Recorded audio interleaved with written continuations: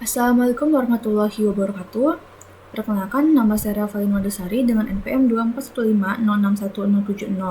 Di sini saya akan menjelaskan tentang analisis saya terkait dengan PKBM arak-arakan yang termasuk dalam studi case kegiatan orientasi pengurus Himatro tahun 2026. Untuk pertanyaan pertama, apa kebijakan yang terjadi? Kebijakannya adalah DPM Fakultas Teknik Universitas Lampung menerbitkan peraturan formal yang terdiri dari 5 bab dan 11 pasal yang mengatur pelaksanaan arak-arakan wisudawan secara menyeluruh.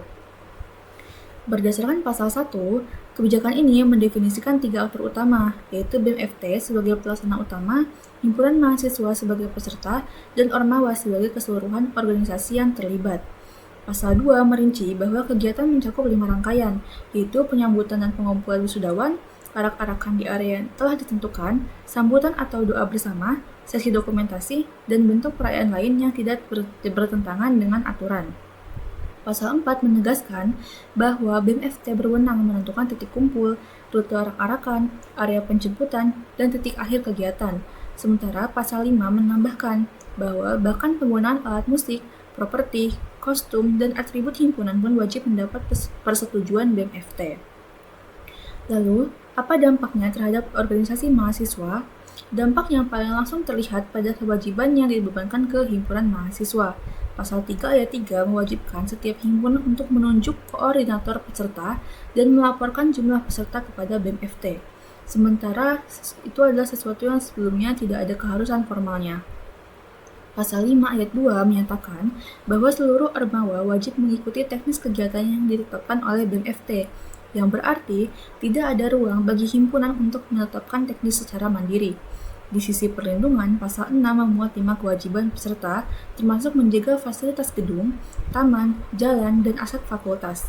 Namun, dampak paling berat ada pada konsekuensi pelanggarannya di Pasal 9 ayat 3, mengatur bahwa sanksi berat dapat berupa larangan mengikuti kegiatan pelepasan wisudawan selama 1 periode wisuda penuh, yang berdampak langsung pada eksistensi dan reputasi himpunan yang terkena sanksi.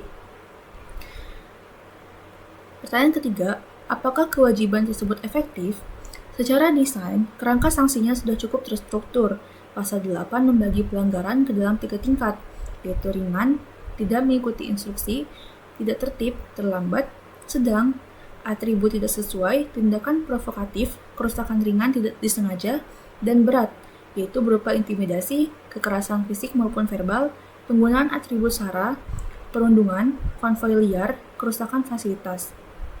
Pasal 9 kemudian menyesuaikan sanksinya secara berjenjang dari teguran lisan hingga pelanggaran dan pelarangan partisipasi.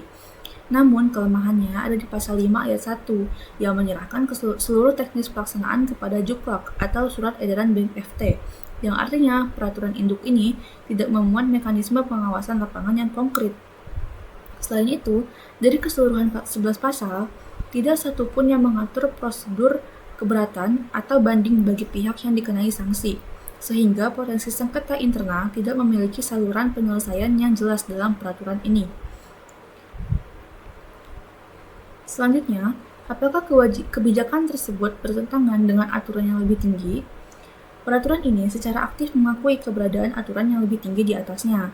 Pasal 7 ayat 6 secara eksplisit melarang tindakan yang bertentangan dengan peraturan rektor tentang tata perilaku mahasiswa.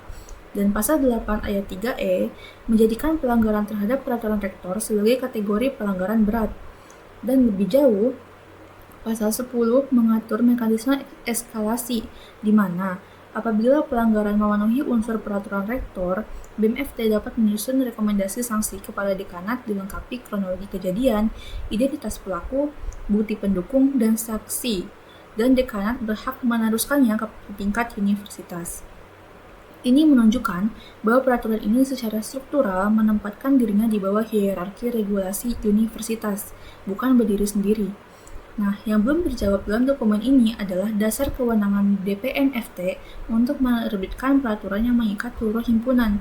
Legitimasi tersebut seharusnya bersumber dari ADART Ormawa Unila yang tidak merujuk secara eksplisit dimanapun dalam kelima bab peraturan ini. Sekian analisis yang dapat saya sampaikan. Terima kasih atas perhatiannya. Wassalamualaikum warahmatullahi wabarakatuh.